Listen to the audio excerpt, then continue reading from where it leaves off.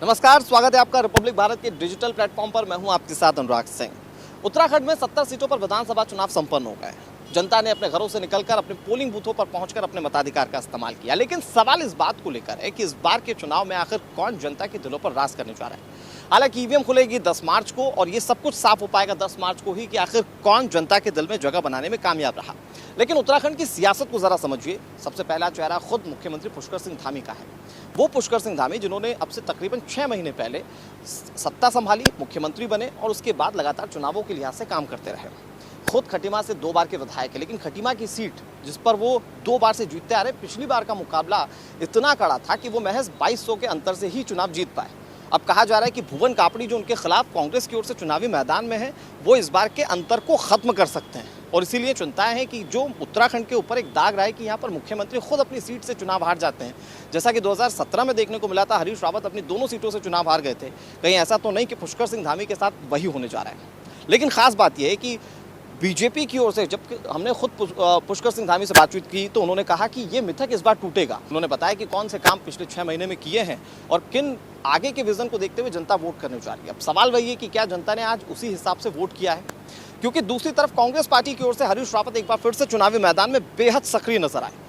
हरीश रावत लगातार लोगों के बीच जाकर अपनी चुनावी रणनीतियों को सेट करने की कोशिश करते रहे। लेकिन सवाल हरीश रावत को लेकर भी यही उठता है कि जब पिछली बार चुनाव हुआ था तो वो अपनी दोनों सीटों से विधानसभा चुनाव हार गए थे।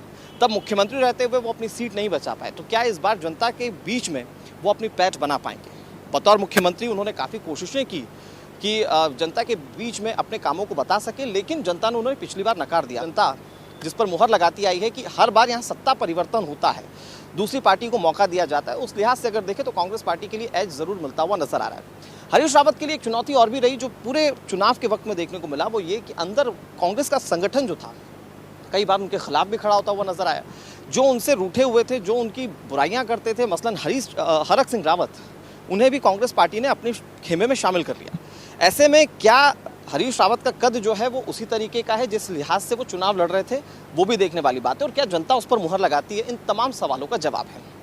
इन सब चीज़ों के बीच में 2 राजनीतिक पार्टियों के बीच में जब सीधा मुकाबला था तो आम आदमी पार्टी ने एंट्री करते हुए इसमें सरगर्मियां काफ़ी बढ़ा दी। कर्नल अजय कोठियाल पिछले तकरीबन 10 सालों से यहाँ पर लगातार कोशिश कर रहे हैं कि अपनी राजनीतिक ज़मीन को मजबूत करें, पुख्ता करें। लेकिन पिछले बार के चुनाव में जनता ने उन्हें नकार दिया। उससे पहले के चुनाव में कर्नल कोठियाल कहीं नजर नहीं आए। इस बार आम आदमी पार्टी ने उन्हें मुख्यमंत्री पद का चेहरा तो बना दिया, लेकिन क्या उन पर जनता भरोसा कर पाएगी? आम आदमी पार्टी ने अपने घोषणा पत्र में दावे और वायदे कई बड़े सारे किए।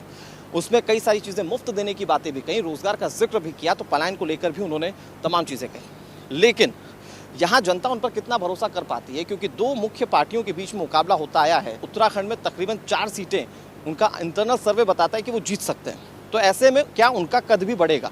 आम आदमी पार्टी यहाँ कहाँ स्टैंड करेगी, ये जाहिर तौर पर जनता सब कुछ अपने मताधिकार के इस्तेमाल के साथ साथ साफ कर देगी। खास बात यह है कि यहाँ का मुख्य मुद्दा जो है वो रोजगार रहा है, क्योंकि यहाँ पर जो युवा रहे हैं उन्हें पलायन करना पड़ता है, वो जाते हैं नौकरी करने दूसरे बड़े शहरों में। और इन तमाम चीज़ों को लेकर राजनीतिक पार्टियां लंबे समय से राजनीति करती आई हैं। अब उस राजनीति का फलसफा क्या आने वाले समय में विकास के तौर पर देखने को मिलेगा? क्योंकि बीजेपी ने एक तरफ जहाँ 50,000 नौकरियों के वादे किए हैं, फ्री गैस सिलेंडर की बात कही है, तो जो दिल्ली मॉडल है उसकी तर्ज पर आम आदमी पार्टी विकास की बात कहती है। और इन तमाम चीज़ों को नकारने की कोशिश कांग्रेस पार्टी करती है और कहती है कि जब हमने काम किया था तो बेहतर काम किया था और उस काम के जरिए हम एक बार फिर से वोट जनता का लेने जा रहे हैं। इन तमाम चीज़ों का जवाब 10 तारीख को ज़रूर पता चल जाएगा। लेकिन मुकाबला बेहद दिलचस्प है और कई बड़े नामों के साथ उत्तराखंड की सियासत बेहद गर्म नजर आती है। जनता ने किसे चुना है, बैलेट पेपर में किसकी किस्मत कैद हुई है, कौन जीतने जा रहा है, ये सब कुछ साफ होगा 10 मार्च को। कैमरा पर्सन अमन के साथ अनुराग सिंह, रिपब्लिक भारत, खटीमा।